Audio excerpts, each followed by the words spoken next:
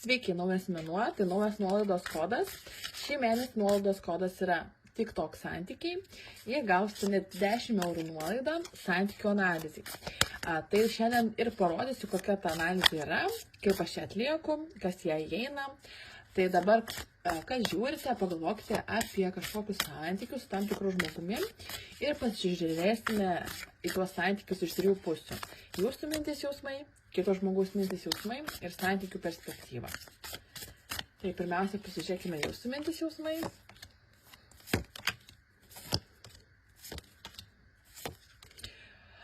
Jūs kovojate dėl šitų santykių, jūs norite, kad šitie santykiai išliktų. Tai kortos rodo, kad tas žmogus, kuriam šiuo metu buriu, arba tas žmogus, kuris žiūri šitą video, yra jau santykiuose ir jisai įdeda daug labai pastangų, kad tos santykius išsaugoti. Kovoja dėl tų santykių. Nors tie patys santykiai yra gana toksiški, velnio korta čia krenta ir daug jėgų reikalauja tas išsaugojimas, bet moteris bando tai išsaugoti. Tai čia tikriausiai šitas būrimas yra moteriai, ypatingai jeigu moteris yra ugnies ženklo, avinas, šaulys arba liūtas, nebūtinai, bet tiesiog jūs kaip moteris labai stengiatės išsaugoti iš tos santykius, nors tas žmogus ir yra toksiškas, negaliu čia rodyti nuogybių, nors tas žmogus yra toksiškas ir patys santykiai yra toksiški, gal tas žmogus yra linkęs į priklausomybės. Jūs esate tam žmogui davus pažadą kažkokį, gal net santuoka yra tarp jūsų didelis įpareigojimas ir jūs sakote, aš labai stengiuosi, aš darau viską, kad tie santykiai tiesiog išliktų su didelė aistra, su dideliu noru, polėkiu ir aš būsiu šalia jo ir aš jam noriu padėti. Tai pasižiūrėkime, kad tas žmogus galvoja, kaip jis jaučiasi, kokie yra jo, kokios mintis, kokie jausmai. Jūs esate pasiruošę išsaugoti santykį, o jisai... Oi. Tas žmogus yra linkęs į tam tikrą pažadus tam tikrus. Jisai sako, viskas čia bus gerai, mes galim pabandyti iš naujo, aš pasikeisiu, aš būsiu kitoks ir viską vėl sugriauna, vėl bokšto kortą. Jisai yra linkęs į tam tikrą 4-4-4, gali būti tai kažkoks skaičius svarbus, arba jūs matote tą skaičių, arba tiesiog balandžio mėnesį gal kažkieno gimtadienis, arba 4 dieną. Tai tam tikras toksai ženklas suprasti, ar jums tas būrimas ar ne, bet iš esmės tas žmogus sako, man yra patogu su ja būti, man yra patogu su ja gyventi, man nereikia per daug stengtis, man reikia tik apsimesti, kad aš stengiuosi. Man reikia tik parodyti, kad aš iškomunikuoti. Jis labai moka gerai šnekėti, papasakoti kažką. Žodžiu, tam tikrą prasme tas žmogus labai yra manipuliuojantis. Ir patys tie santykiai jums atneša daugiau skausmo negu džiaugsmo. O tam žmogui tai yra naudinga. Jis sako, man yra naudinga. Ta mergina, moteris man neša naudą ir aš jai pašnekėsiu, pasakysiu, nauda yra ir emociška, ir finansinė. Kažkokia, tai gal jūs jį palaikote, leidžiate jam išeiti dirbti netgi, pavyzdžiui, arba namuose daug atliekate darbo, nes monetų 10 rodo, kad daug atliekate darbo už jį, gal buitinio darbo, jūs kartu gal gyvenate, palaikote jį, žodžiu. Dar pažiūrėkim, ką jis jums jaučia. Sako, aš jaučiu jai jausmus, aš jaučiu jai romantinius jausmus, bet tie jausmai yra tokie gana riboti. Tam tikra prasme, kad aš ją myliu, kol man yra patogu, aš ją myliu iki tam tikros ribos, tai nėra besąlygiška meilė. Pavyzdžiui, tas žmogus nepriima jūsų visiškai besąlygiškai ir sako, kaip bebūtų, aš būsiu su ja. Ne, yra tam tikrų išlygų, sąlygų, kai jūs būsite nepatogi, ypatingai finansiškai.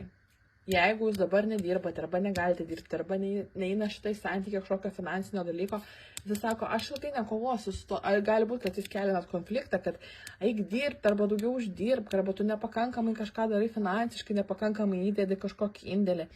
Tai tas žmogus sako, jeigu čia tas žmogus neįdės to indėlio, tai aš nežinau, ar su juo būsiu. Nu gerai, įdomus labai būrimas.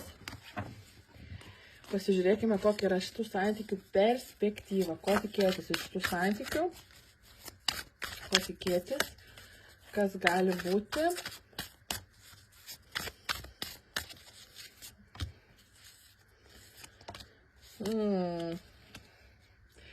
Tam tikra pabaiga. Tas žmogus, vienas arba kitas žmogus paeis į šoną.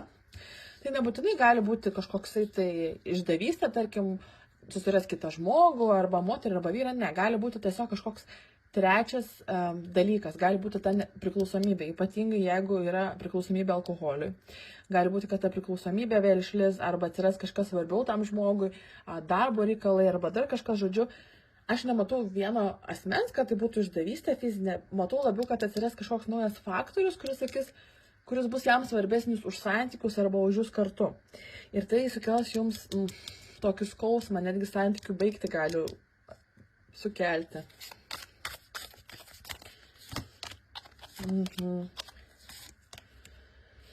Tai, bet jūs sakote, aš jį myliu, aš noriu būti su juo. Iš jūsų pusės sakote, aš jį myliu, aš noriu dėti pastangų į tuos santykius, noriu parodyti. Bet iš esmės kortos rodo, kad atsiras naujas žmogus moters gyvenime, atsiras nauja meilė, netgi kažkoksai naujas. Nebelaikykite įsikabinus, čia moteriai.